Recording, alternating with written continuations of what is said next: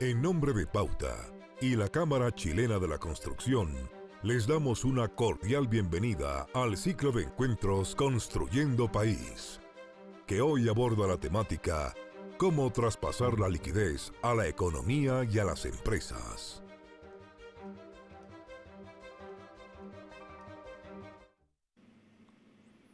¿Cómo están ustedes? Muy buenos días. 9:01 puntuales. Partimos con esta versión un poco diferente, esta versión digital, a distancia, de los tradicionales encuentros Construyendo País que hacemos con la Cámara Chilena de la Construcción y Pauta, habitualmente para tocar temas relevantes, temas de contingencia y que son de interés, por supuesto, de ustedes que son la audiencia muy importante.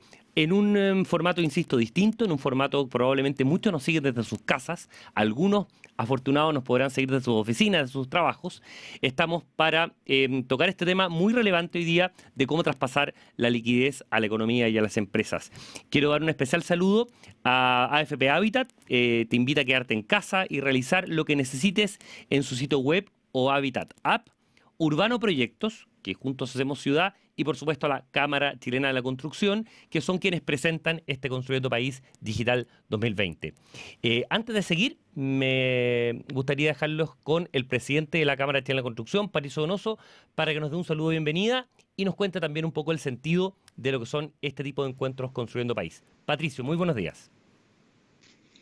Muy buenos días, Cristian, y buenos días a todos que nos están escuchando en esta oportunidad. Bueno, me sumo a la bienvenida a esta primera versión virtual de estos encuentros que hemos denominado Construyendo País, que junto al medio multiplataforma Pauta, sin duda que queremos seguir desarrollando durante esta contingencia, porque sabemos que estos encuentros han sido valorados como un espacio de reflexión, conversación en torno a temas relevantes para el país, y hoy es más necesario que nunca mantener este tipo de instancias activas. De hecho, el tema que nos convoca hoy es cómo traspasar la liquidez a la economía y a las empresas, lo que constituye un asunto de suma relevancia en el contexto de la pandemia por el coronavirus que estamos enfrentando no solamente en Chile, sino que a nivel global. Hoy existe consenso en cuanto a que los efectos económicos de esta crisis sanitaria serán profundos y que en los próximos meses experimentaremos una recesión mundial y nacional. Es más, hoy en la mañana aún estamos procesando las proyecciones que dio a conocer ayer el FMI, donde apunta una caída del 4,5% del PIB para Chile durante este año, pero la oportunidad de liderar el crecimiento en nuestra región para el próximo año, el año 2021, creciendo por sobre el 5%. Por cierto, todas estas cifras en el marco de una caída del 3% en el mundo. Bueno, frente a esto nos surge, por supuesto, la pregunta: ¿qué podemos o debemos hacer para controlar esta caída y asegurar la recuperación anunciada para el próximo año? Parte importante de la respuesta a esta pregunta es promover las distintas medidas impulsadas por las autoridades y que éstas lleguen efectivamente a las miles de empresas y trabajadores que hoy ya están viviendo incertidumbre y los efectos de esta contingencia. Quiero agradecer a quienes nos van a acompañar en esta oportunidad: Arturo Tagle, presidente del Banco Estado; a Rodrigo Valdés, economista, profesor de la Universidad Católica y ex ministro de Hacienda, por participar en esta conversación, junto al director de Radio Pauta, Cristian Rodríguez, quien ya lo escuchábamos al comienzo, porque así podremos precisamente tener una mejor visión de este fenómeno. Un fenómeno que en rigor para nosotros y para muchos sectores productivos comenzó a golpear a las empresas desde la crisis social del 18 de octubre del año pasado.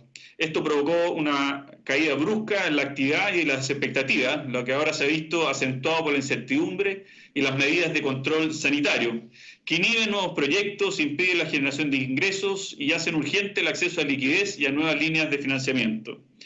En particular, nuestro sector enfrenta un panorama bastante complejo.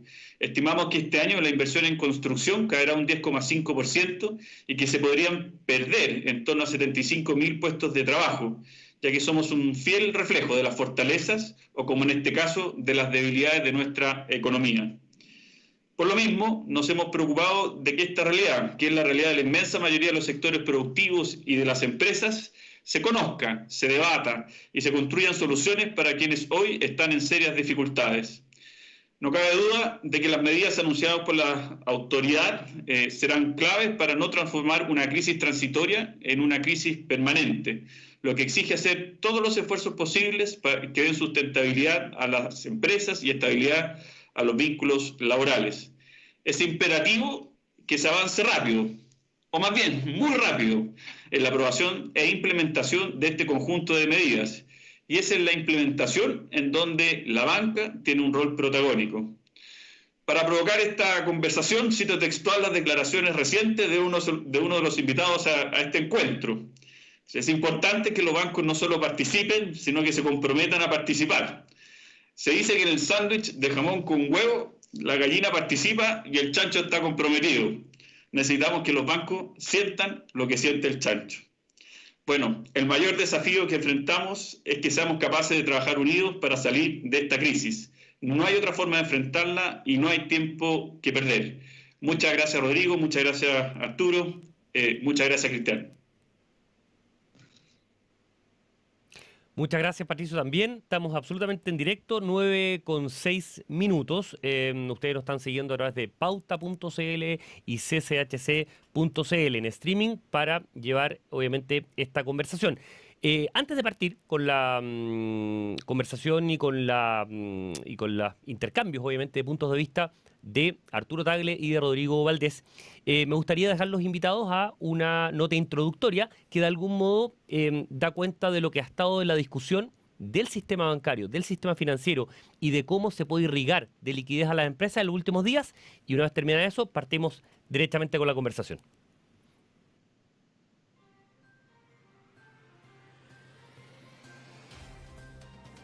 El gobierno sumó un segundo plan de reactivación económica y alcanzó un acuerdo con la banca para la entrega de líneas de crédito a las empresas con tasas históricamente bajas. Estos créditos, que son en parte garantizados por el Estado, van a permitir a los bancos otorgar facilidades de crédito o líneas de capital de trabajo a las empresas por un monto que llega hasta los 24.000 millones de dólares. Es un esfuerzo grande. La tarea para salvar a las empresas y cuidar los puestos de trabajo, dicen en La Moneda, no debe dejar a nadie indiferente. Bueno, nosotros, como le digo, hemos fijado el marco y las condiciones. Son condiciones bien exigentes. Entendemos que en este momento excepcional se requieren medidas excepcionales y todos tenemos que hacer sacrificios y asumir costos. Con los créditos contenidos en el plan COVID-19, las empresas podrán acceder a un préstamo equivalente a 3 meses de venta de un año normal, con una tasa de interés máxima real del 0% o incluso negativa. El crédito tendrá 6 meses de gracia y se podrá pagar en cuotas de entre 24 y 48 meses. El compromiso de la banca es entregar los préstamos de forma masiva y postergar cualquier amortización de otros créditos por al menos 6 meses. En Chile, lo peor de la crisis sanitaria aún no llega, pero el gobierno y las empresas ya miran fórmulas para apurar la reactivación.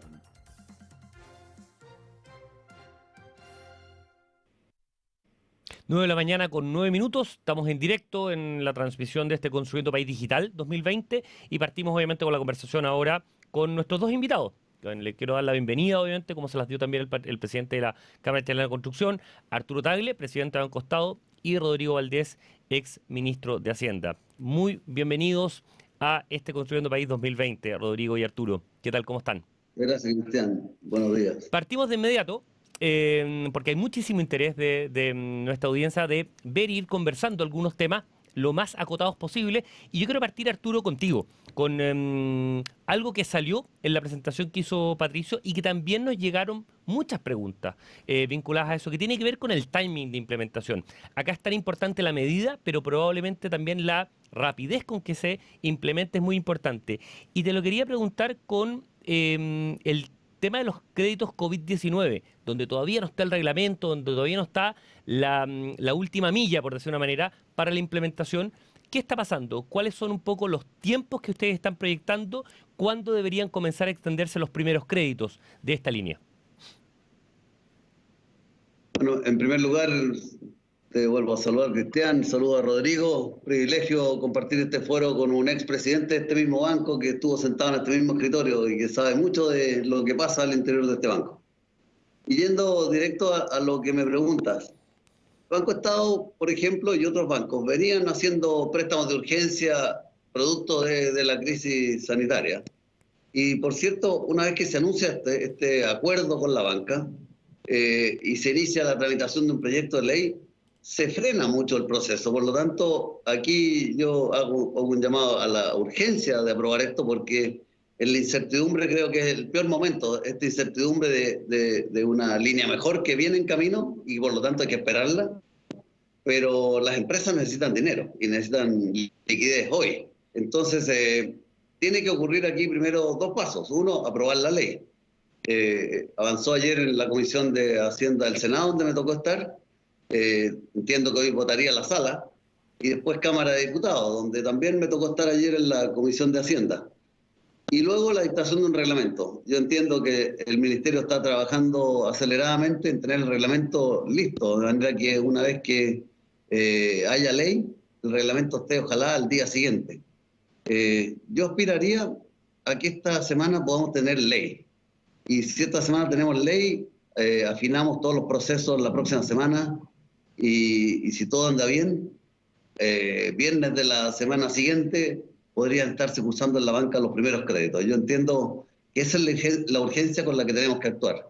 Entendiendo, sí, que son cientos de miles los casos que hay que ver y por lo tanto también aquí hay un trabajo de procesamiento de información enorme. Nosotros sí ya hemos ido acumulando solicitudes, veníamos acumulando solicitudes de reprogramaciones y de créditos nuevos desde antes. Al viernes pasado teníamos 105.000 solicitudes pendientes de curse, algunas postergaciones ya cursadas de esa, pero el crédito nuevo está esperando esta ley. Y yo entiendo esa urgencia, eso tiene que empezar a pasar ahora, en abril. Arturo, y desde la aprobación de la ley y la aprobación del reglamento, desde ese minuto cero, ¿cuánto debería demorarse o qué requerimientos va a pedir Banco Estado precisamente en una semana? Estamos hablando de 5 días, estamos hablando de 2 semanas. Un curso, un crédito puede demorar 2 o 3 semanas a lo menos, por ejemplo. ¿Cómo se van a achicar esos plazos precisamente para darle mucho más facilidad, que sea mucho más expedito a quienes hoy necesitan mucho esa liquidez?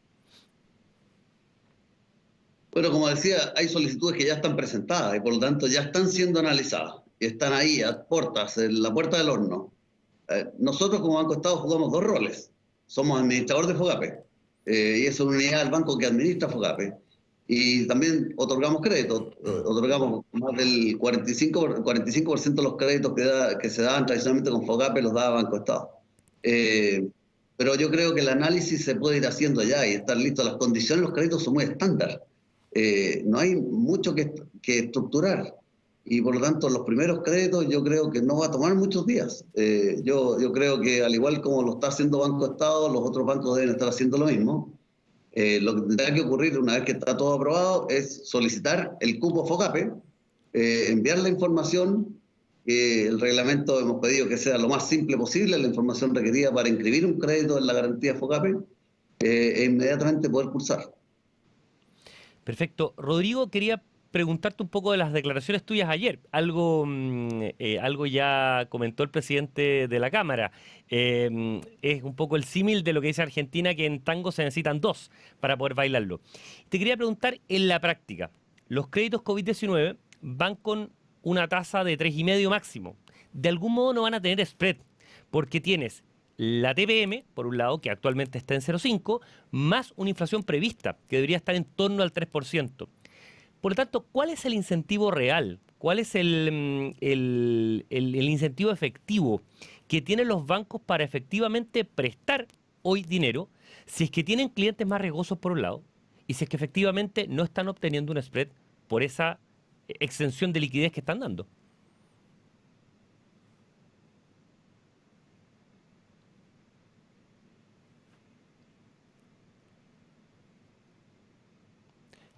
Rodrigo, estás con mute en el micrófono.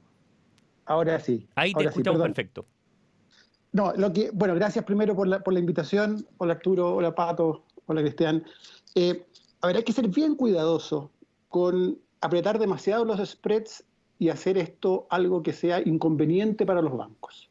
Y por lo tanto, creo que las condiciones que ya se están dando dejan al margen este tema y por lo tanto yo llamaría al Congreso a ir despachando esto rápido y dejarle flexibilidad al gobierno de manera que vía reglamento vaya testeando cuánto se puede apretar esta cuestión. Pero creo que es bien complicado rigidizar demasiado las condiciones. Y esto tiene que ver con otras cosas también que se discuten con los bancos, etc.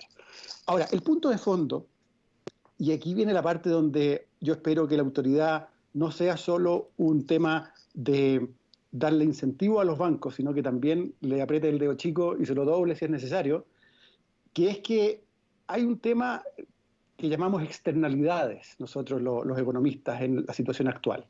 Y se trata de lo siguiente: básicamente el mercado funciona súper bien en tiempos normales, es muy eficiente el mercado. Pero en los tiempos que estamos viviendo hoy día, la verdad es que cada banco no internaliza plenamente el efecto que tiene su acción sobre la macroeconomía y sobre los demás bancos, por ejemplo. Y por lo tanto hay que hacer algún esfuerzo adicional de comprometerlos a todos, y de aquí el cuento del chancho y del jamón, de que participen y se pongan, por ejemplo, números, se pongan objetivos bien claros hasta dónde queremos llegar. Porque sin ese extra, y peor, al apretar los spreads podemos estar, como tú decías, Cristian, poniéndonos una soga al cuello en parte, pero es muy importante tener estos compromisos de manera de que esto se despliegue. Lo que mencionaba Arturo es re importante, estamos a la espera de esto, y déjenme tirar una idea que capaz que no sea tan difícil de hacer. ¿Por qué no hacemos que la ley sea retroactiva a partir de hoy día? Si la ley es retroactiva a partir de hoy día, de créditos que se otorgan desde hoy día, yo me imagino que Arturo va a tener la libertad de llevarlo al comité de crédito, esto decir, ok, partamos. Y va a haber que tener en el reglamento una manera de inscribir estos créditos, pero yo creo que es posible hacer algo para que esto no se nos demore 2 semanas más, porque creo que estas 2 semanas que estamos jugando son re importantes para la viabilidad de un montón de negocios. Arturo, ¿tú ves viable, perdón, lo dejo al tiro, hago el puente, ¿tú ves viable esta idea de Rodrigo, de que puedan, por ejemplo, ser retroactivos y precisamente ganar o dar vuelta un poco a esta situación de complicación temporal, pero precisamente darlo vuelta y empezar a aplicarlo desde ahora? Se ha discutido precisamente la posibilidad de hacerlo retroactivo, incluso se planteaba desde la semana pasada. No obstante, hay que entender sí que tiene riesgo eso, porque al no conocer el reglamento, uno no conoce exactamente las condiciones en que el crédito va a ser legible para tener la garantía estatal. Pero es una posibilidad que está en discusión. Yo creo que si se anunciara puede empezar a agilizarse esto. No obstante, insisto, ahí hay un riesgo grande, que es, si no conozco las condiciones para estar garantizado, no voy a tomar decisiones como si estuviera garantizado. Y a propósito de eso, no quiero dejar pasar el tema de los incentivos para los bancos. Yo creo que Rodrigo ha hecho un punto muy importante respecto de fijar todas las condiciones en la ley. Puede ser peligroso por lo siguiente: en los deudores actuales, el incentivo mayor aquí no está en el nuevo crédito. En el nuevo crédito se sale para atrás. Definitivamente, si uno saca spread, gastos, riesgo, aquí hay una pérdida inicial, que es el deducible que contiene FOGAPE, que es una innovación que están poniendo en este proyecto, en esta modalidad de crédito, que garantiza que los bancos en este crédito particular vamos a perder dinero. Pero el incentivo está en perder poco en los créditos existentes, en la cartera de stock, que es muy grande. Entonces, ahí está el incentivo de los créditos actuales. Ahora, si se trata de enfrentar deudores nuevos, tiene que haber un incentivo diferente, porque no estoy defendiendo la calidad de una cartera existente, sino que ya estaría actuando, bueno, en el caso de Banco Estado quizás tenemos un rol distinto, pero para un banco privado no va a haber mucho incentivo en entrar a deudores nuevos en esa materia. Arturo, pero perdón, estás diciendo algo que al menos yo lo estoy interpretando como algo muy noticioso, que es que tú dices que dado los nuevos créditos, que entiendo son los COVID-19, puede tener un resultado negativo para un banco. Vuelvo al tema, Banco Estado tiene un rol quizás distinto. Pero los grandes bancos, tú fuiste gerente general del Banco de Chile muchos años en ese tema, Santander, el Chile, BCI, todos los bancos grandes, ¿qué incentivos van a tener para adecuarse o ajustarse o extender este tipo de línea? Si como lo hablábamos, también lo planteaba Rodrigo, si es que vas a tener hoy los spreads, no sé si tan apretados, sino simplemente inexistentes, ¿qué incentivo tienes tú realmente para poder extender esta liquidez tan necesaria para la empresa hoy día? Hay una mirada macro y una mirada micro. Macro es que mientras más grande es la recesión, mientras más grande el frenazo de la economía, más va a sufrir la cartera y por lo tanto se va a deteriorar el portafolio completo. Está bien. Una mirada micro a nivel de cada deudor. Yo le puedo dar el puente para que ese deudor salga adelante y pase este bache. y por lo tanto si tengo prestado 1.000 y le tengo que prestar 200 nuevos, tal vez salvo los 1.200, a pesar de que los 200 nuevos no tengan ganancia. Ese es el incentivo del privado a participar, salvar a sus deudores y por lo tanto sacar a flote su cartera. Perfecto. Rodrigo, quería volver a ti, cerrando un poco esta discusión que estábamos teniendo en una primera etapa. Estamos absolutamente en directo en pauta.cl y en cchc.cl, son las 9:21. Tú algo deslizaste, pero ¿tú crees que es incorrecto, incluso en estas circunstancias, el que el Estado finalmente, o sea, el gobierno o la autoridad, como uno quiere llamarla, sea la que fije la tasa máxima? Ese tema de fijación de tasas, ¿tú crees que puede ser peligrosa? Y además, segundo, ¿cómo puede corregirse una ya norma que está bastante perentoria en un reglamento? Porque ya está fijado, que el mismo presidente lo dijo, 3,5% máximo e incluso 0% real, y se comprometió frente al país respecto a eso. A ver, yo creo que algún nivel de techo era adecuado y para ser pragmático, el que ya se puso ya es, del momento que lo dijo el presidente y se está legislando, es imposible cambiarlo. Pero sí creo que tenemos que tener mucho cuidado en las condiciones anexas a todo esto. Por ejemplo, se habla de un deducible, capaz que ese deducible tiene que ser mínimo para que esto tenga tracción. Hay temas de cómo se le paga algo al FOGAPE de vuelta. Bueno, eso podría estar por encima de este 3% que se fijó. Entonces, tenemos que no exacerbar esto de apretar el sistema, de manera que, como decía Arturo, los bancos no solo pierdan en la operación, sino que pierdan demasiado. Y por lo tanto se nos tranque esto. Esto es en beneficio, al final, de las empresas. Y por lo tanto tenemos que tener cuidado con estas condiciones anexas que se están discutiendo, que son más de reglamento, y por lo tanto hay más flexibilidad ahí para hacer un tratamiento que nos garantice que esto funcione. En paralelo a eso, sin embargo, y yo creo que los bancos han dado un paso muy importante de esta conversación con el mundo político y con el gobierno en particular, creo que sería bueno escuchar de los mismos bancos objetivos de cuánto vamos a poder reprogramar. Porque creo que sin tener ese objetivo, creo que quedamos demasiado en manos de la línea de los bancos. Y aun cuando el presidente del banco, el gerente general del banco digan algo, para la gente que trabaja en un banco va a ser bien difícil aprobar créditos que sabe que están yendo para atrás. Y por lo tanto creo que es importante ponerse un objetivo por banco de, bueno, estos son los mínimos que vamos a alcanzar. Ha salido harto en la conversación de ahora en la palabra FOGAPE. Probablemente para muchos pymes es una palabra conocida, es parte del diccionario habitual de operaciones que tiene, pero para mucha gente no. Te quería preguntar, Rodrigo, Arturo, si nos puedes explicar de manera muy simple cómo opera el FOGAPE, cómo operan las líneas, obviamente, de las licitaciones que extiende, porque el FOGAPE, si bien lo administra a un costado, también participan a través de esta línea otros bancos, para conocerlo bien y para que nuestra audiencia pueda entender un poco cómo opera y que es una pieza, obviamente, clave en este andamiaje que está construyendo el gobierno para ir en ayuda a las pymes. FOGAPE es un instrumento que ya tiene hartos años, fue creado en 1980 y se creó pensado en que la pequeña empresa no tiene garantías reales para llegar a un banco a pedir un crédito. Y por lo tanto el Estado le da un empujón, una ayuda, diciendo yo pongo la garantía. Y así se constituyó un fondo que periódicamente se licitan cupos y los bancos luego van llenando esos cupos con los créditos de pequeña empresa. Aquí estaban orientados originalmente siempre, normalmente a inversión, principalmente inversión, y algo a capital de trabajo, pero fundamentalmente inversión. Y hay una serie de reglas que luego se aplican para el momento de cobrar la garantía en caso que el deudor no pueda pagar. Este fondo actualmente es de aproximadamente $200 millones y que se puede apalancar muchas veces. Hoy día está garantizando créditos por $900 millones. Recientemente fue modificado su reglamento para garantizar créditos con porcentajes menores, ¿sí?, que los del pequeño, para empresas que venden hasta 350.000 UF. O sea, pasó de 25 a 100, de 100 a 350. Esa aplicación de garantías hasta venta de 350 no se había alcanzado a aplicar hasta que se anunció esta nueva medida que puede garantizar créditos de empresas que venden hasta 1 millón de UF. Entonces es como una compañía de seguro que garantizara al banco una fracción del crédito.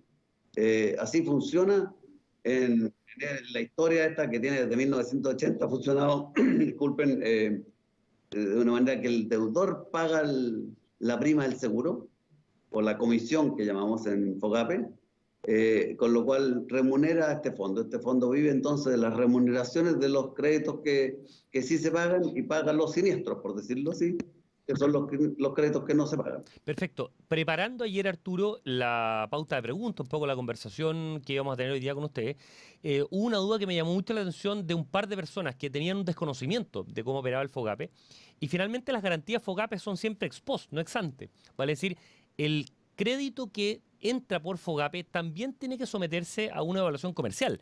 Y eso en general no sé si está tan internalizado en la gente. La pregunta es, en el caso de BancoEstado, ¿cuáles van a ser un poco los protocolos o la parte operativa para tener quizás una manga un poco más ancha, ser un poco más laxos, sin poner en riesgo obviamente el banco o la viabilidad del banco, para poder extender esta línea de crédito en empresas que a lo mejor son sanas pero que están con un asfixiamiento de liquidez monumental actualmente? Bueno, sí, efectivamente estábamos ajustando las pautas de crédito. No lo estamos terminando estos días, pero lo que tiene que ajustarse a la pauta de crédito fundamentalmente porque el contexto es muy diferente. ¿Nos puedes dar ¿Nos puedes dar, perdón, Arturo, algunos ejemplos de cómo están ajustando precisamente esa garantía o esa pauta de crédito? Principalmente, algunas empresas terminaron con pérdida el año pasado porque tuvieron 3 meses finales muy malos. En segundo lugar, en los últimos meses las ventas de algunas compañías están muy debilitadas. Normalmente, en condiciones normales, eso alertaba al banco. Pérdida el último año, ventas cayendo, y nosotros lo que estamos diciendo es hay que retraerse un poco a qué pasaba antes, qué capacidad de gestión tiene este empresario, para poder determinar va a salir adelante o no. Por lo tanto, también hay que mirar también cuántas deudas acumula. No es indiferente cuántas deudas viene acumulando de arrastre. Como BancoEstado también miramos mucho qué impacto tiene sobre otras industrias, cuántos proveedores tiene, qué impacto va a tener en otros clientes que también puede ser nuestro. Ese es el tipo de ajuste que estamos haciendo, fundamentalmente tratando de aislar el efecto crisis coronavirus, crisis octubre de 2019. Poder aislar esos dos efectos de la evaluación. ¿Tienen alguna estimación? Tú hablabas de, han tenido 300.000 créditos, obviamente en las últimas semanas, hoy tienen cerca de 100.000 en revisión. ¿Tienes alguna estimación de cuántos créditos podría entregar BancoEstado de esta línea COVID-19? ¿Algún número que uno pueda más o menos comprometerse a BancoEstado? Sí, para clarificar, cuando hablamos de casi 300.000 solicitudes, predominaba banca de personas. Esto es empresas. Empresas o personas que tienen giro comercial. Nosotros estimamos que de todas maneras en BancoEstado deben ser elegibles sobre 200.000 empresas, donde el número que manda ahí, por supuesto, es microempresario. BancoEstado actualmente tiene financiado 240.000 microempresarios, tenemos 600.000 microempresarios que tienen cuenta o algún tipo de cuenta RUT. Por lo tanto, cuando hablamos de número de empresas, va a mandar lo que dicen dónde están las microempresas. Un dueño de un taxi es un microempresario. Un dueño de un transporte escolar es un microempresario. Cuando hablamos de los montos prestados, por supuesto, va a predominar más probablemente las medianas empresas. Pero Perfecto. Yo aspiraría que en el sistema completo, cerca de 250.000, 300.000 personas accedieran a este crédito. Estamos absolutamente en directo, 9:30 exacto, en punto, para seguir conversando. Rodrigo Valdés, ahora hemos hablado de pymes, de micro, de pequeñas empresas, pero quería también preguntarte por el tema de grandes empresas. ¿Qué fórmulas crees tú que deberían utilizarse para la provisión de liquidez de estas grandes empresas? Un dato que en general se olvida, o la gente no tiene tan fresco en la memoria, es que este 0,2% de empresas que quedó excluida de los bonos, de los créditos COVID-19, porque tienen ventas, ¿no es cierto?, superiores al millón de UF anual, que son del orden de 34 millones de dólares, ¿no es cierto?, son el 0,2% del número de empresas en Chile, pero representan el 16% del empleo. Son tremendamente intensivas en eso. A tu juicio, con tu experiencia, ¿cuál debería ser un poco la herramienta o las herramientas que debería tener el Estado para ir en ayuda eventualmente de la provisión de liquidez de esas grandes empresas? A ver, primero, quiero subrayar esa importancia de que las grandes empresas no son una entelequia rara de alguien muy rico y nada más. Es parte del tejido productivo de Chile. Como tú decías, emplea mucha gente. también tienen un montón de proveedores que dependen de ellos, tienen un montón de clientes, son debitores de bancos, y por lo tanto yo creo que no hay que tener un tratamiento particularmente distinto respecto de su importancia. Tiene una importancia estratégica igual que una mediana empresa, igual que una pequeña empresa. En segundo lugar, tenemos la suerte que las grandes empresas tienen por distintas razones manejos, primero corporativos, que abren la puerta a soluciones distintas a solo el crédito. En una pequeña empresa no existe un directorio, no existe actas, no existe distribución de dividendos que un directorio apruebe. En las grandes empresas existe un gobierno corporativo que abre la posibilidad de intervenciones bastante distintas a las que se hacen con las empresas que Arturo estaba, por ejemplo, mencionando. En tercer lugar, las grandes empresas tienen manejos de caja más sofisticados y tienen más caja en general y por lo tanto pueden aguantar un tiempo más y creo que es importante solucionar lo antes posible el tema de las pequeñas empresas, pero empezar a discutir en serio el tema de las grandes empresas. Y vamos a las soluciones entonces.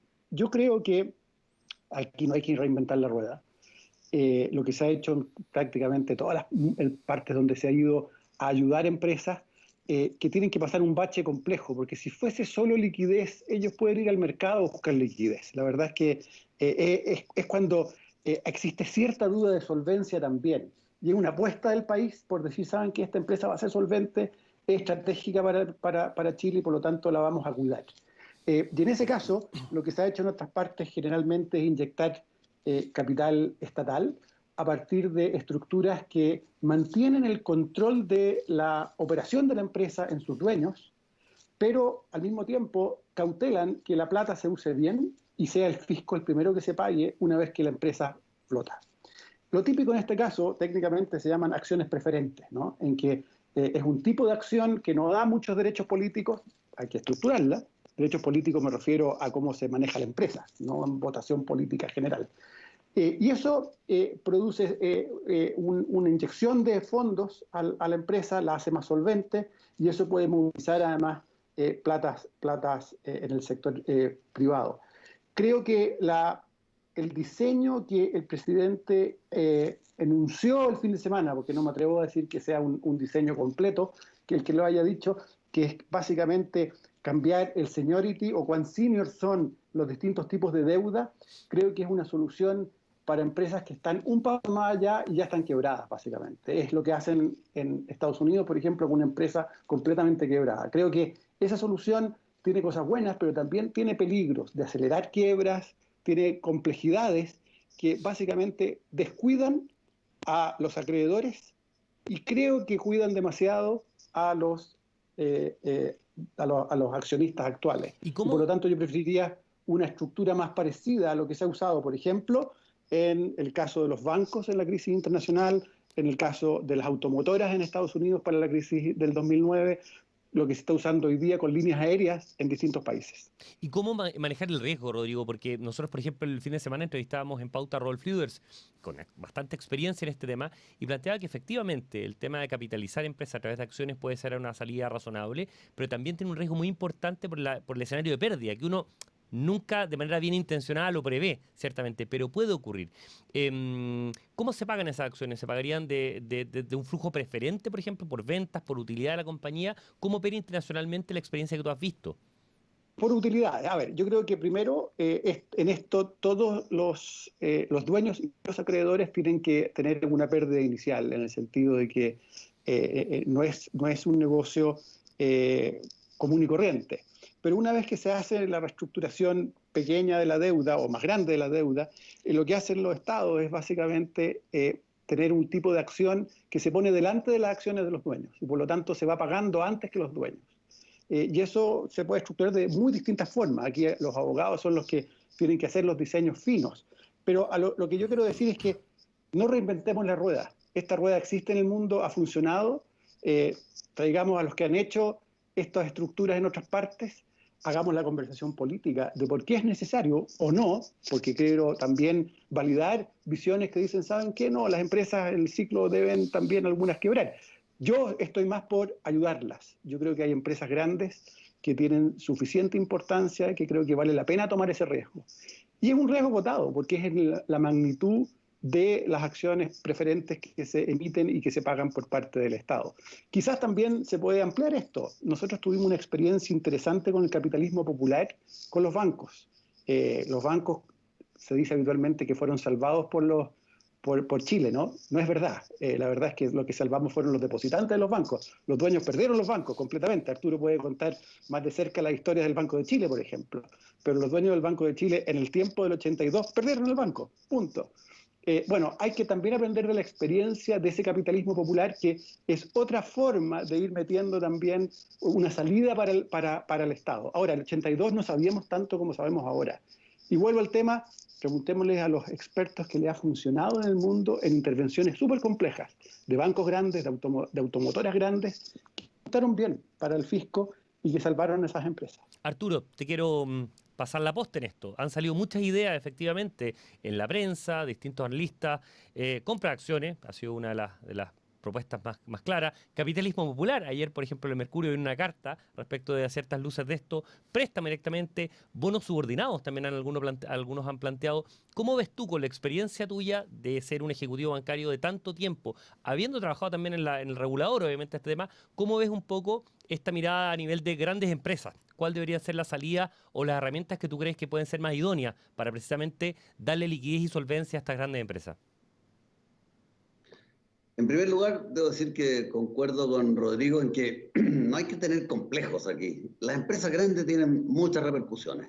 Ya lo decía Rodrigo, tiene una cadena de contratistas asociados, cantidades de empleados muy grandes. Las quiebras destruyen mucho valor y por lo tanto cuando hay empresas que perdieron su capital, pero tienen un aporte importante, un know-how, un equipo humano que sabe manejar el negocio, como país creo que no podemos farrearla. Empresas que han logrado posiciones no solo locales, sino que regionales, ya expandidas fuera de Chile. Por lo tanto, creo que hay que mirarlas sin complejo. Tengo una mirada un poco diferente de Rodrigo respecto a las soluciones. Sí, digo, hay que aprovechar las experiencias que hay en el mundo. Muchas experiencias que se están haciendo ahora y otras que se hicieron en Chile en los años 80. Ayer en Estados Unidos se anunciaba un paquete de soluciones para la industria de las líneas aéreas. Y yo creo, vengo predicando hace unos días, una idea más bien que crear acciones preferentes, es crear un fondo que pudiera comprar o adquirir deudas convertibles en acciones. En Estados Unidos las líneas aéreas están usando créditos con un producto que en la legislación allá se llama el warrant, que es un derecho a adquirir acciones nuevas, parecido a la idea quizás de terminar siendo una acción preferente. Pero eso es un préstamo sujeto a que si no se cumplen ciertas condiciones, el tenedor del instrumento se transforma en dueño. Y no se trata de que el Estado sea el dueño de la empresa finalmente. Después se diseñará un mecanismo para vender estas acciones, ya sean fondos de pensiones, fondos mutuos, fondos de inversiones nacionales o extranjeros. Yo creo, por ejemplo, que las circunstancias para un capitalismo popular hoy día no están dadas, tal vez. Porque lo que hizo ahí el Estado es, el Estado le prestó dinero a las personas para que las personas compraran acciones. No había que hacer desembolso inicial, o un desembolso muy pequeño había que hacer. Y tal vez las arcas fiscales están muy estresadas como a empezar a pensar además en estos préstamos a personas, pero yo creo mejor pensar en un fondo.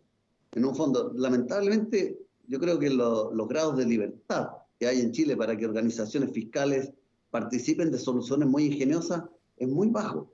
Por lo tanto, tal vez hay que pasar por legislación. Uno ve en Estados Unidos, en cambio, aparecen unas genialidades a cada rato de cosas diferentes que inventan de forma de ayudar a la industria, porque no hay una estructura tan rígida de qué cosas puede hacer Corfo, qué cosas puede hacer Banco Central, qué cosas puede hacer el fisco, cualquier agencia estatal. Así que lamentablemente yo creo que hay que pasar por legislación, pero a mí me tiende a gustar más la idea de pensar en deudas convertibles. Deudas convertibles que se han usado en colapsos de empresas grandes recientemente en Chile. Si bien los bancos no pueden convertir en acciones sus deudas, sí pueden tener transitoriamente bonos convertibles. Yo creo que aquí sí se requiere una participación del Estado, porque los riesgos van a ser mayores. Hay un momento que hay riesgos mayores, y sin duda esos riesgos mayores, ¿por qué se justifican? Se justifican por el bien país, por cómo esto favorece al buen funcionamiento del aparato económico completo. Así que creo que hay que, insisto, sacarse complejos de encima de cosas que puede hacer el Estado. Arturo, 9:40 de la mañana, nos quedan algunos minutos de conversación. Quería aprovecharlos al máximo, preguntándoles algunas cosas bien puntuales, tanto a ti como a Rodrigo, en estos, insisto, últimos minutos que nos quedan de conversación. Te quería preguntar cuánto ha aumentado la morosidad, el tema de cartera vencida, Banco Estado, en estos últimos, y te lo quiero preguntar precisamente para ver cómo van a conciliar esa mayor morosidad que seguramente han tenido. No soy adivino, pero obviamente no es difícil prever que deben haber tenido algún aumento de puntos de este tema, con la necesidad de mucho mayor liquidez que están teniendo. O sea, tienes un producto o un cliente mucho más complicado, pero que además te pide más. O sea, la primera pregunta es el tema de cartera vencida y morosidad por un lado, y cómo van a conciliar eso con las necesidades sociales que está pidiendo obviamente las empresas. Los indicadores de morosidad se empezaron a elevar desde noviembre del año pasado. O sea, ya hacia fines, cualquiera que analice la estructura de balances de la banca o de Banco Estado en particular, verá que las provisiones por incumplimiento de pagos subieron fuertemente los últimos 2 meses del año pasado, fuertemente siguieron aumentando en enero, febrero y marzo, producto de más morosidad. La morosidad hoy día está fundamentalmente en personas, en créditos de consumo, en créditos de vivienda, dividendos hipotecarios, algo en pequeña empresa. Yo creo que pequeña empresa estamos empezando a ver los efectos. Pero para aclarar, Arturo, lo normal, una cifra regular, ordinaria, agosto, septiembre del año pasado, comparado con la hora, ¿cuál sería, por ejemplo, en lo que tú hablas, en crédito de consumo, crédito hipotecario a nivel de personas? No es muy bueno en banca divulgar tanta precisión de cuántos no pagan, porque a veces genera imitación, ¿ah? Pero sí, quiero decir que morosidad de los últimos 90 días en personas se ha duplicado. Se ha duplicado. Y eso, perdón, técnicamente, para que la gente entienda, ¿90 días pasa a cartera vencida o son 180? En 90 días, bueno, es que aquí ocurre un hecho que esconde un poco las cifras reales, porque a raíz de la crisis que se produce con los desórdenes y violencia del año pasado, el banco ofreció una alternativa de postergar cuotas.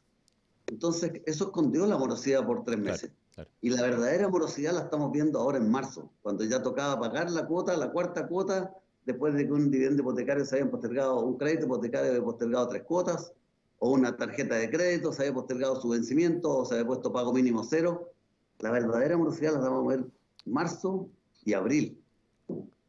Pero perdón, pero el doble contrasencillo es en consumo hipotecario, marzo respecto, por ejemplo, de agosto, septiembre del año pasado. Eso es para entenderlo bien, ¿no? De agosto a septiembre, cuando digo cuántas personas no pagaron al día su cuota de crédito de consumo, en los primeros, y voy a decir, para ser más preciso, 30 días, por el hecho de esta nube que quedó sobre cuántos realmente estaban impactados. Pero no hay que olvidar que si uno mira las solicitudes de subsidio de desempleo, están subiendo fuertemente. Esa es gente que tiene deuda, es gente que tiene tarjeta de crédito, que tiene una tarjeta de una casa comercial. Y por lo tanto hoy día se está viendo imposibilidad de cumplir sus obligaciones. Y eso se está notando en la cartera. Bueno, también mucha gente a la espera de soluciones, a la espera de, bueno, algo tendrá que haber, mejor espero. Nosotros ya veníamos postergando dividendos hipotecarios, hemos hecho una campaña de postergación de dividendos hipotecarios, tenemos más de 90.000 clientes de deudas hipotecarias, a los cuales ya le hemos hecho una propuesta de postergar 6 dividendos. Nuevamente eso va a poner un paño de dudas sobre cuál es la verdadera situación detrás de la cartera.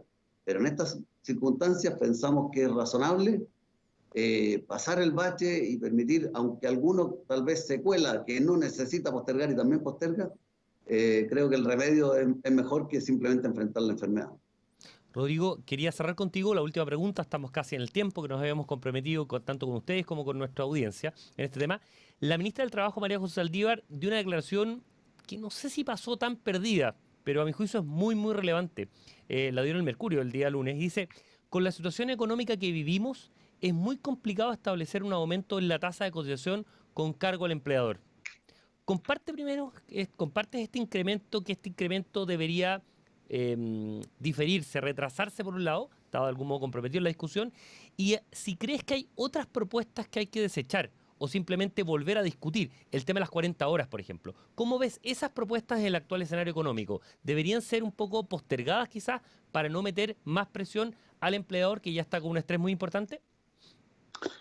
Bueno, sin duda que propuestas como lo de las 40 horas creo que deben ser puestas completamente en el congelador hasta nuevo aviso. Pero el tema de pensiones, fíjate, yo tengo una apreciación, no sé si distinta. Estoy de acuerdo con la ministra de que no podemos subir las cotizaciones ya, pero creo que sería importante avanzar en la reforma y calendarizarla en su aplicación de manera distinta. Pero creo que llevamos demasiado tiempo discutiendo pensiones como para desechar todo el avance que ha habido. Lo que yo haría si fuera el gobierno sería terminar esa discusión, acordarla con la oposición y, si es necesario, diferir un año toda la aplicación de la reforma. Pero creo que seguir esperando no es una buena idea por distintos motivos, ¿no? Una es que cada vez estamos llegando tarde con estas reformas y, por lo tanto, tenemos que apurar, no podemos dejar de avanzar, al menos en esa. Yo creo que otras reformas grandes pueden sin duda esperar. Y la otra cosa que me gustaría agregar es que también hay que hacerse cargo de la coyuntura de la gente que está hoy día yendo a jubilarse. Y quiero mencionar una carta que hicieron, una serie de ideas que hicieron los 3 senadores de oposición, en realidad son 2 senadoras y un senador de la Comisión de Trabajo, que tampoco salió tan fuerte, pero hay que fijarse que primero ellos no apoyaron, ellas, porque en realidad son 2 y 1, no apoyaron la idea de sacar plata de las AFP, que algunos senadores empujaron. Es muy importante que ningún senador de la Comisión de Hacienda ni de la Comisión de Trabajo del Senado apoyaron la idea que da vueltas aquí de pegarle un manotazo a los fondos para distribuir plata. Jimena Rincón no apoyó, no sé si es parte de la Comisión de Trabajo, pero ella sí lo apoyó. No es parte de la Comisión de Trabajo, ella sí, ella y otros senadores también. Rabindranath Quintero. Estoy diciendo que Juan Pablo Letelier, Adriana Muñoz y Carolina Goich hicieron una carta paralela con una serie de ideas que son muy sensatas todas, para hacerse cargo de gente que está hoy día en el puente de jubilar. Y creo que es importante, junto con la reforma, hacerse cargo de este problema, porque al final los otros senadores que están diciendo repartamos por ciento de las pensiones, también están representando una sensibilidad de la gente, y hay que darle conducción a esa sensibilidad, y las ideas de estos 3 senadoras y senadores creo que son buenas. 9:48, estamos absolutamente en tiempo, tenemos el compromiso obviamente con Rodrigo y con Arturo de dejarlos liberados obviamente por la gentileza que tuvieron de acompañarnos una hora completa. Quiero agradecerles particularmente a ellos la deferencia, el tiempo, la muy buena disposición a conversar con nosotros. Finalmente lo que estamos haciendo nosotros es conversar con una audiencia bien importante, de gente que tiene dudas, que obviamente está preocupada y que esto clarifica muchísimo varias de las inquietudes que están teniendo ellos. Quiero agradecer particularmente a nuestros auspiciadores, AFP Habitat, que te invita a quedarte en casa y realizar lo que necesites en su sitio web o en Habitat App. Urbano Proyectos, porque juntos hacemos ciudad, y obviamente la Cámara Chilena de la Construcción. Les doy nuevamente las gracias, Arturo, Rodrigo, me despido de ustedes, encantado de haberlos tenido en esta versión digital, en esta versión a distancia del Construyendo País, y nos estamos encontrando en alguna próxima semana. Que tengan muy buenos días.